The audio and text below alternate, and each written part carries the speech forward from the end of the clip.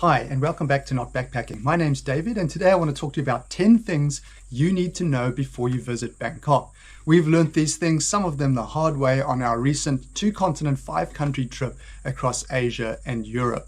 So let's get straight into them, but you're going to want to stick around for number 8 to understand a little bit more about this top that I'm wearing. Bangkok is more modern, less smoggy, and much cleaner than many people assume that it is. It was 24 years since my last visit to Bangkok, and boy has this city grown up. It's far less gritty, and even in places like Khao Son Road, which used to have a really bad reputation for the type of neighborhood that it was, have changed dramatically.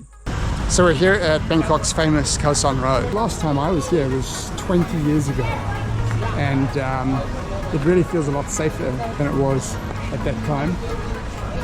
It's a lot cleaner. I guess the city's been growing up over this time, but a lot cleaner and a lot safer feeling, less gritty than what I remember from 20 years ago. Sure, you can still get around by tuk-tuk if you want the authentic Southeast Asian experience.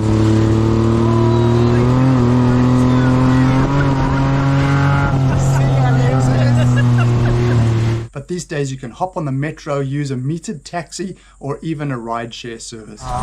This one doesn't seem as expensively priced as the other ones were. So it spits out a token like that. And now you drop your coin into the slot here, and you're through. Now that point brings us neatly to number 2, which is that Bangkok is actually surprisingly expensive to get around. So yes, you can hop on a tuk-tuk. Well, when we die in a fiery crash, you'll have a bird's eye view.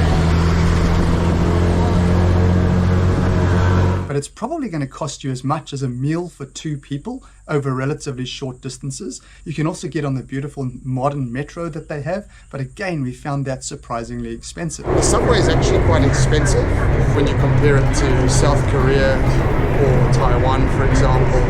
So you kind of wonder how the locals can afford it. Maybe they get monthly passes or something like that. The metro also has a relatively limited coverage, and so that does mean you're going to be using tuk-tuks or taxis to get around, and you may get caught out by how much they cost. So you can limit the damage to your wallet by heeding our advice in number 3, which is to make absolutely sure you have an agreed price on your tuk-tuk ride before you get into the vehicle. Okay, thank you. Sunday afternoon, and we're doing a U-turn in the middle of the big road. No worries. Even better is if you actually get them to verbalize what the agreed price is, so you're absolutely sure. Otherwise, I can guarantee you will be ripped off at least once on your trip. Okay, so we just got off our tuk-tuk, and I feel like we got ripped off for the first time here. Don't get in until you've agreed a price. We seem to agree on 120. I thought we had agreed. He wanted 150, and then we seemed to agree on 120. But he basically demanded 150 when we got to our destination. I gave him 120, and he was like, no, 150. And so speaking of scams, number 4 is to watch out for the age-old scams that you typically see in destinations like this. We twice had people telling us that certain tourist attractions were closed in the hopes that we would go with them to some other kind of attraction where they could price gouge us. You also need to look out for the occasional scammer. So sometimes they'll come up to you and say, oh, the attraction that you're trying to see today is closed. I just had one person try and tell me that a moment ago, and they say, oh, it's closed, so come with us, I'll take you somewhere else. Don't listen to them, obviously that's not true. Check Google if you want to know what's open and what time it opens. Typically they want you to go on a tour, or they'll take you via their friend's shop where they will have things that they want you to buy. Hello? How much to go to Wat Po? What for the ceremony? Yeah. They open every day.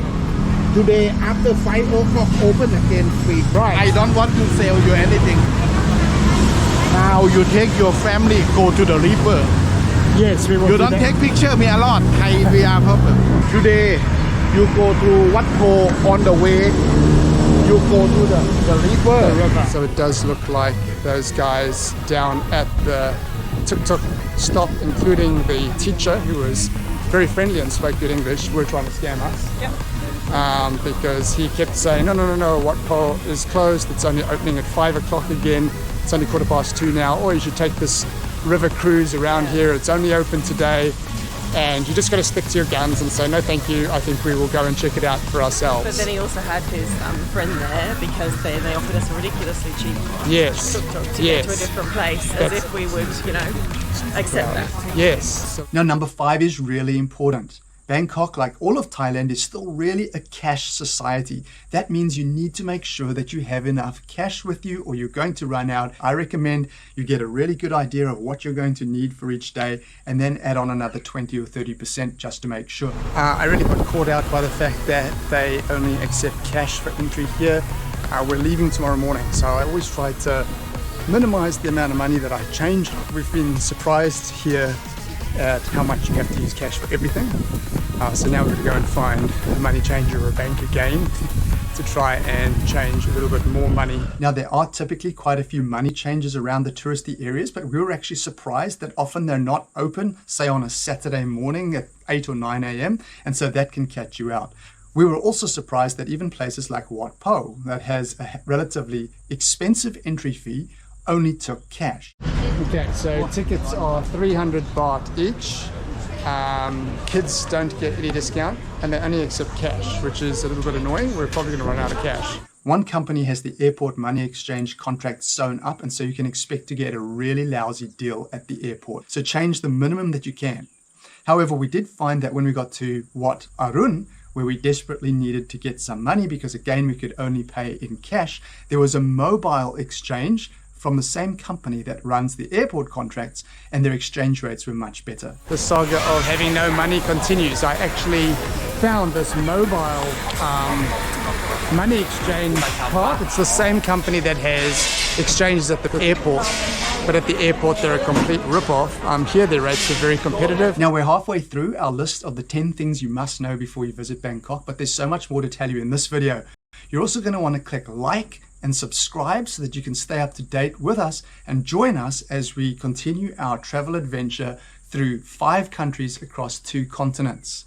Now, moving on to number 6. Despite what you might see in the media and what you might think of Thailand's reputation, it is still a relatively traditional culture, and so that means that men and women are expected to dress quite modestly, especially when you're going to religious sites, so temples of any sort, or perhaps to government buildings such as the Grand Palace. So if you're wearing shorts or you're wearing a shorter dress, you can come here and change into something that will be accepted when you're going to the Grand Palace. You can see we've all put on covered shoulders for the women, longer dresses, and I've managed to put on my longs. So for men, this means no singlets or tank tops and probably no shorts, and for women it means covered shoulders and longer dresses. But the rule does seem to be quite inconsistently applied. So I thought I was going to have to change into longs again here, as I did have to at the Grand Palace, but I didn't have to. Shorts are totally okay. But again, women in particular just need to be careful about what they're wearing and dress with great modesty. Now, if you do forget to wear longs or to have your shoulders covered, you will find vendors using that opportunity to make a bit of money off your forgetfulness. And so you'll see lots of foreigners walking around in these sort of baggy pantaloon type clothes covered in an elephant print. They're being sold quite cheaply on the side of the street. So it's not a train smash. These patterns are very popular here. A lot of tourists end up buying pairs of baggy pants with these kinds of patterns with elephants. You need them, or you need to be wearing long pants or trousers to go into many of the religious sites or the Grand Palace. And so many people end up buying pairs with those patterns on the streets. You'll see all the foreigners walking around with them for about, again, $5 or $10. But number 7, Bangkok retains its reputation as one of the best value holiday destinations. Despite what I said about transport earlier, accommodation and food in particular are very reasonably priced. Check out our hotel review on the Samson Street Hotel we stayed at in Bangkok. There'll be a link up here and a link in the playlist at the end. Absolutely worth checking out, a fantastic accommodation option. That cost us only $60 a night, including breakfast. And when you're looking for your other meals, don't expect to pay more than $2 to $3 a meal. Plenty of food options around here. You can't walk 20 meters without finding another place to eat. But prices vary quite a lot. So we've been eating at places that are typically 70 to 80 baht per person for a meal. You got to shop around to get a good deal. Also check on Google. You can have a look at Google reviews. I picked restaurants based on that, and that means that we've gotten restaurants that are pretty well priced and where the reviews are good, and we've had very good food everywhere we've been. Now that brings me to number 8 and my promise about the top that I'm wearing. If you don't find food that takes your fancy at the local restaurants or things seem a little bit pricey, head over to your 7-Eleven. Probably the greatest store in Southeast Asia. You see the 7-Eleven magnet, Grace? We need that. Yeah. That's what we need. Possibly the greatest store in Thailand, 7-Eleven. They're everywhere and they're open very long hours. They often have heat and eat meals. And one big advantage is that they often take credit cards over a certain value, typically 150 to 200 baht, which, as I said, most other places won't take. 7-Eleven everywhere. I've got to get a 7-Eleven t-shirt. Greatest store on earth. Ta-da!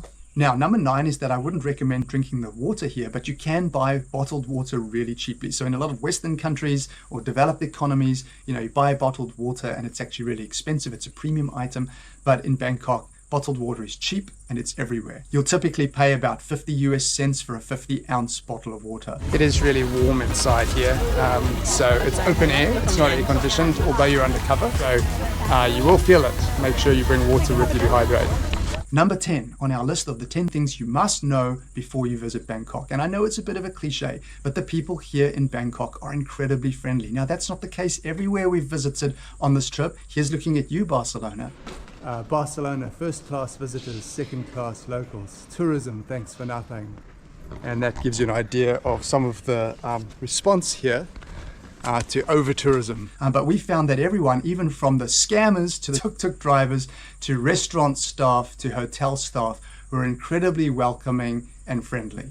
Make time to speak to the people you meet in Bangkok. I had some really interesting conversations, even about my YouTube channel, that just made the experience a lot more authentic and enjoyable.